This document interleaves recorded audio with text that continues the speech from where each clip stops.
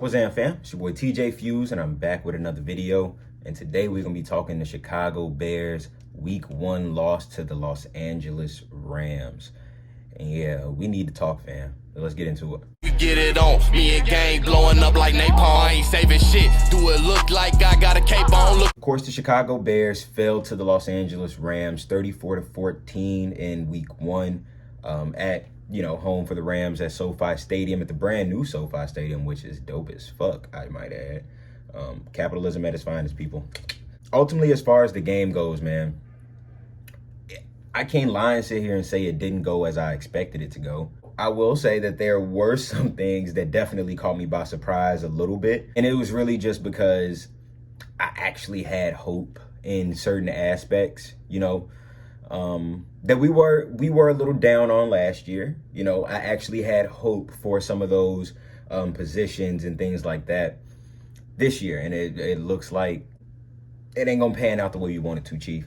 The one thing that I did take away from this game is that a lot of my biggest fears that I had for the Bears going into Week 1 or going into the season in general, it came true. And my biggest fear was with the secondary. And this fear started, of course, when the Chicago Bears released Kyle Fuller and he was signed by Denver, by the Broncos. That's really when I was just like, okay, we got Jalen Johnson, but what else do we really have? There's got to be another plan here. And they did bring in Desmond Trufant, who unfortunately had some issues before training camp, I believe, with his father. His father was in pretty bad health and ended up, passing away. RIP to him.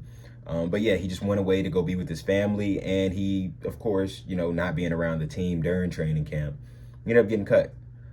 So the little bit of depth that they did decide to add, or, something along those lines, it didn't pan out the way they wanted to. So the Chicago Bears go into Week 1 with the starting cornerbacks of Jalen Johnson, Marquise Christian.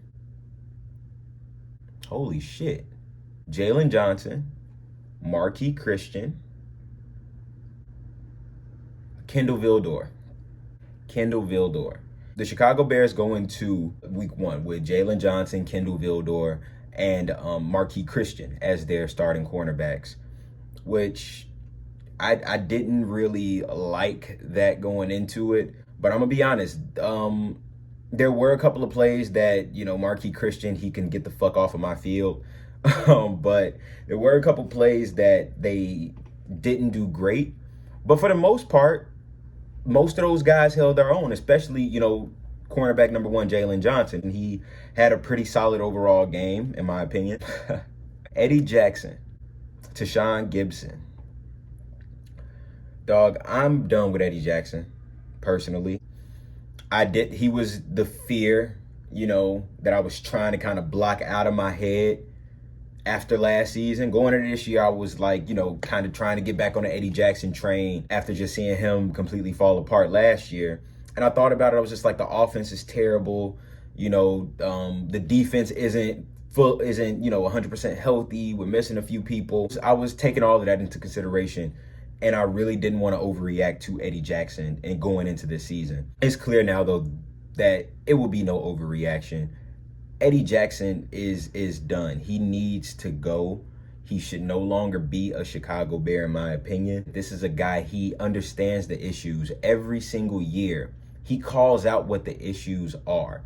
He knows what he's not doing on the field. He is 100% aware of what's not being done by him, how he is doing all this work and putting in all this work to fix it. Yet on Sundays, when the game comes on, it's the same thing. Very first touchdown that the Bears gave up to the Rams, it shouldn't have been a touchdown. It shouldn't have been a touchdown at all. Let's just get that out of the way. It shouldn't have been a touchdown at all.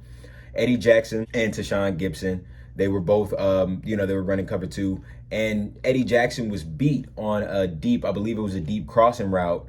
I forget the receiver's name from LA, but it's, that happens. You get beat. It's football. It happens, right?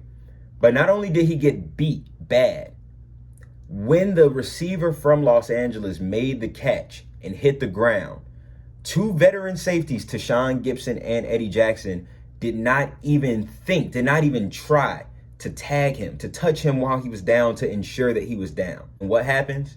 The receiver gets up off the ground, realizing, oh, these fools ain't touched me, and goes into the end zone for a touchdown.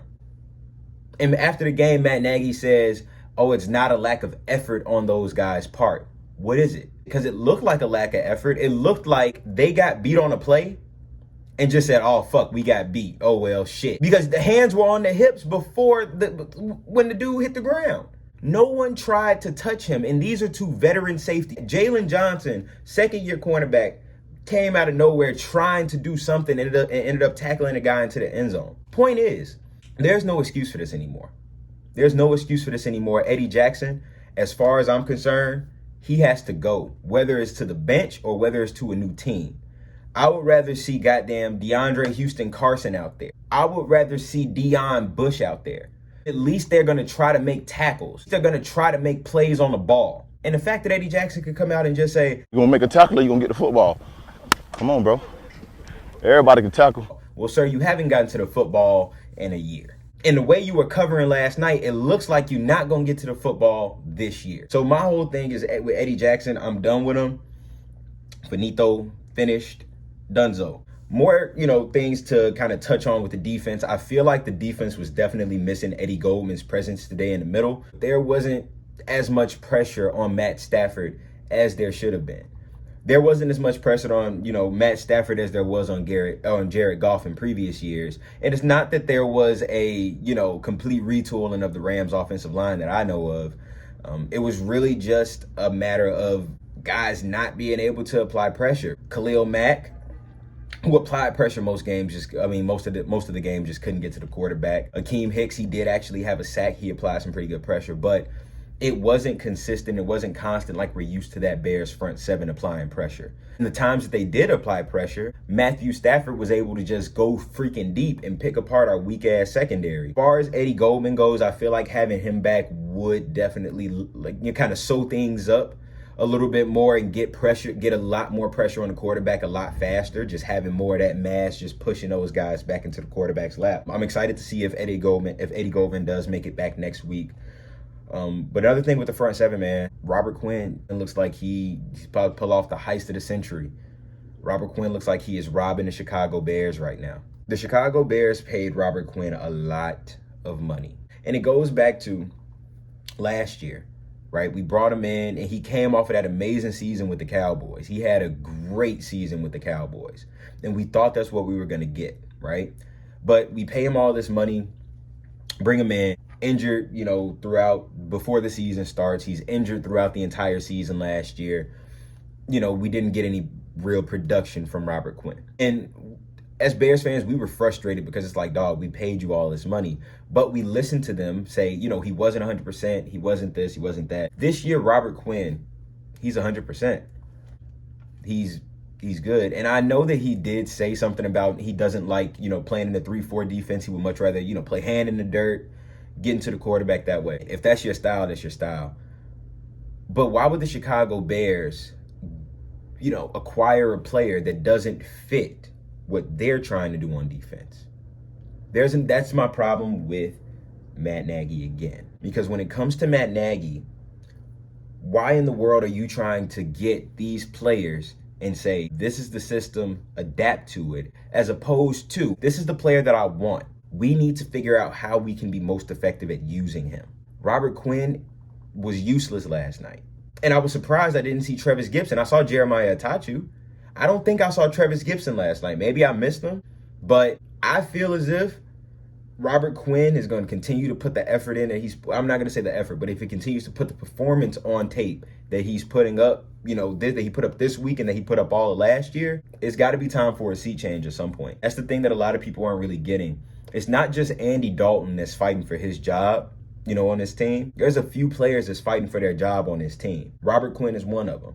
I believe that they're adequate enough, but I don't know if Bears coaching feels that same way. But about DeAndre Houston, Carson, and Deion Bush, as the season progresses, they can start seeing some of the, reps that Eddie Jackson is getting, just based upon the lack of production from these players, not only in this week 1 game, but last year as well.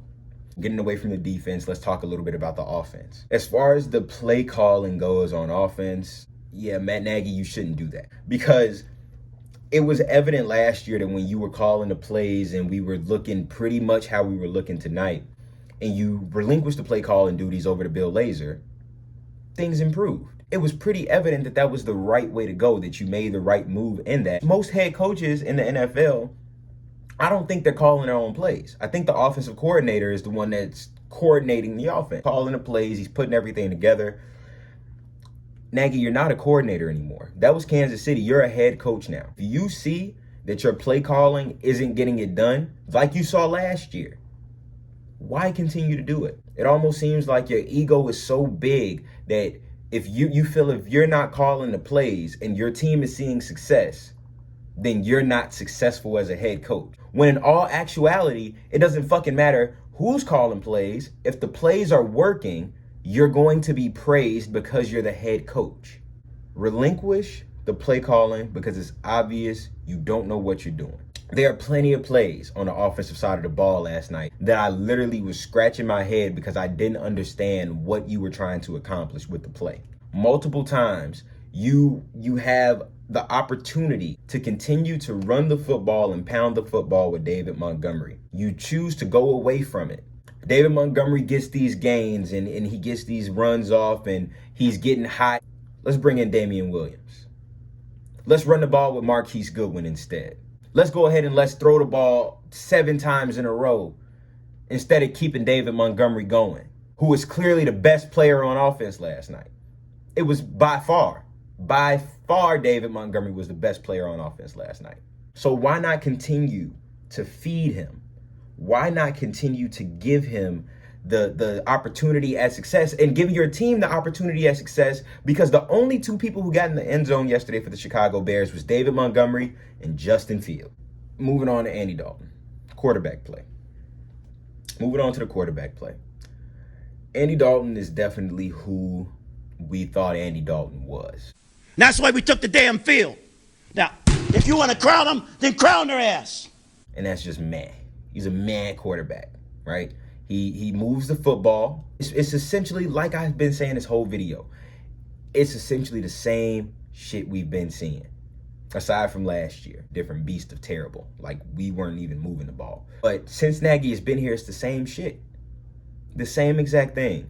Move the ball down the field, do something stupid, we don't score. Or I think that there was even a play in the fourth quarter with, like, I think 12 or 11 minutes left or something like that. 4th and 15, field goal range. If you trying to get points on the board, you go for it on 4th and 15 and you fail at the conversion. I think the Bears were 0-5 on 4th down conversions tonight. Why they went for it on 4th down 5 times beats the fuck out of me. But that just lets me know that Matt Nagy doesn't really understand what to do in the role that he's in. He looks lost. He looks like he doesn't even know what to do next. It's ridiculous. And one thing I will say, Nagy either needs to adapt, give up the play calling to Bill Lazor, or Nagy just needs to go. It's no ifs, ands, or assholes about it. Nagy just needs to go. One of those 3 things got to happen. One of those 3 scenarios. It's stressing me out. Him going with Dalton. I get it. Dalton's the veteran. But we saw Justin Fields make his NFL debut tonight. And I would say that I was very underwhelmed at Justin Fields' NFL debut. He scored a touchdown, and I don't want to take anything away from his touchdown. My homies, they was texting me after the game, and they were just like, well, at least Justin Fields got his first touchdown. I'm pretty hype about that. I couldn't even find myself getting hype because I hated how they used Justin Fields. It's not that I hated exactly how they used him within the scheme, but I hated the fact that when he touched the ball, not when he just was handing the ball off in some weird ass fake reverse whippy dippy shit. When he was doing all of that shit, that was whatever. I don't even look at that as his NFL debut. I look at that as you putting him in there as a decoy. I digress on that. So whenever he had the football in his hands, he did good things with it when he kept the football in his hands. Whether it was the first pass or whether it was his touchdown run. And you can just see it when he had the ball in his hands, when the ball was snapped and he was the one that was in control of the offense, it felt different. You felt it. It felt different. It looked different. It felt like something was You felt the energy like, damn, they actually may get in the end zone this time. You felt it. That's where I can't really rock with Nagy. It's evident that if Andy Dalton, when the ball is in his hands, we can't touch the end zone unless it's a handoff to David Montgomery. When the ball is in Justin Fields' hands, we have a much better chance of touching the end zone. So why in the world did Justin Fields not see more playing time to try to at least be competitive in that game? Because it was a competitive game. It may have felt like a blowout the entire time, but contrary to that belief, it wasn't. Going into the second half, the score was, I think, 13-7. It was a one-score game. So at the end of the day, man, it was almost sickening to see how they were doing him. Let's go ahead and let's get to some bright spots, though. Of course, starting off the game, Khalil Herbert, he had an excellent kickoff return. I think he got it down near midfield. I like the way, I like his returns, throughout the night. It was nothing, bigger than that one, but he seems like he's a smooth runner and he has the vision to, potentially make some big plays on special teams. So that's definitely a bright spot there. David Montgomery, the biggest bright spot of them all, the biggest bright spot just of the entire team today. It baffled me that Matt Nagy just refused to feed him the ball. And he got some runs off. He got some solid runs off. But that's exactly why I'm confused. If he's hot, why go away from him? Why, instead of handing it off to him, why hand it off to Damian Williams? If David Montgomery is hot, keep the ball in David Montgomery's hands. Then maybe once you start pounding them in the mouth, because Aaron Donald couldn't do shit with you last night. Aaron Donald didn't do shit last night. I don't care about the sack he got. He got a sack at the end of the game. He didn't do anything. He barely applied pressure last night. He got one sack. So the fact of the matter is, and they were leaving the fucking... I said I wasn't going to let this get to me. LA, they left an empty box a lot of the time. Like, they literally dared the Bears to run the football. And Matt Nagy comes out and fucking shotgun and tries...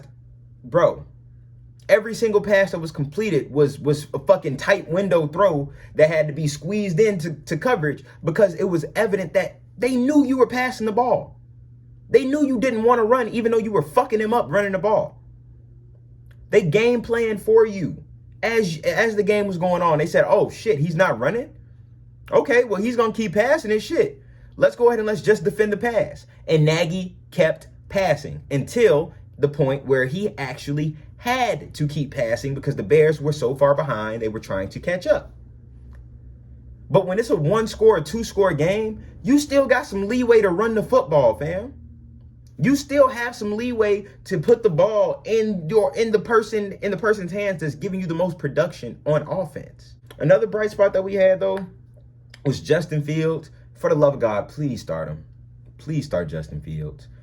I've said it multiple times in this video. We saw Andy Dalton. We saw what Andy Dalton can do. We knew what Andy Dalton could do before the game even started. We knew.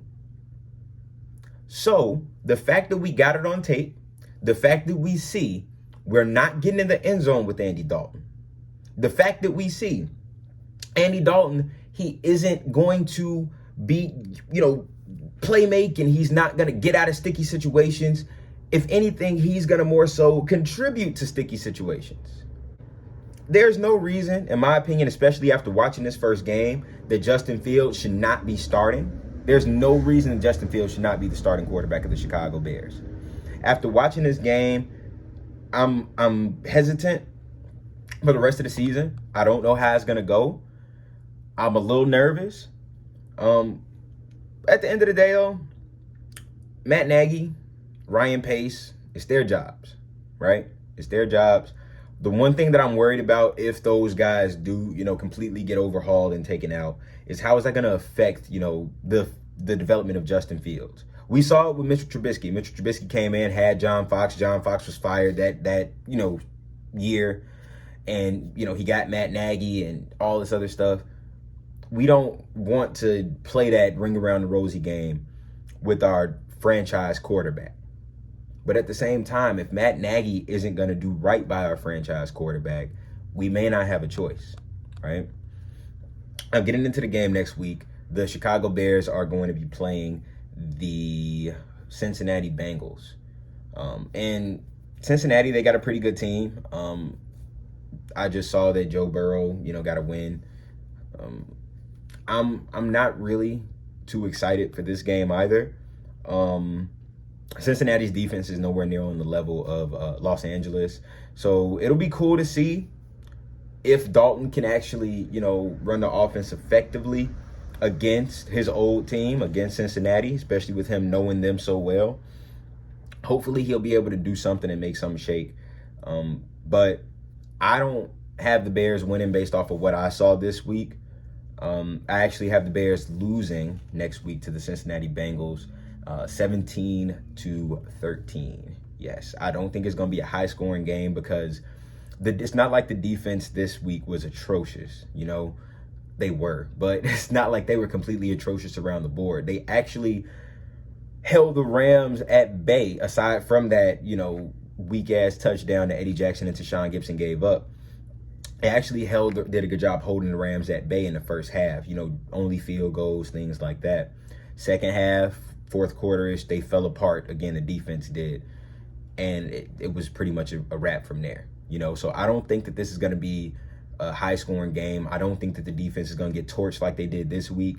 But also with Eddie Jackson back there, you never know. Because like he said, right? A million people get tackled. Everybody can't get the ball. Come on, Chief. But yeah, man, I have the Cincinnati Bengals, like I said, defeating the Chicago Bears next week, 17-13. If you liked what you saw this video, if you enjoyed this little Bears recap / rant that I had going on here, feel free to like, comment, subscribe to the channel. Follow me on Twitter at Pride of the Shy. We're trying to grow the channel, doing everything I can to get that content out to you guys. So, like I said, man, this has been your boy TJ Fuse, and y'all fuck with me on the next video. Peace out. We get it on, me and gang blowing up like napalm. I ain't saving shit, do it look like I got a cape on. Look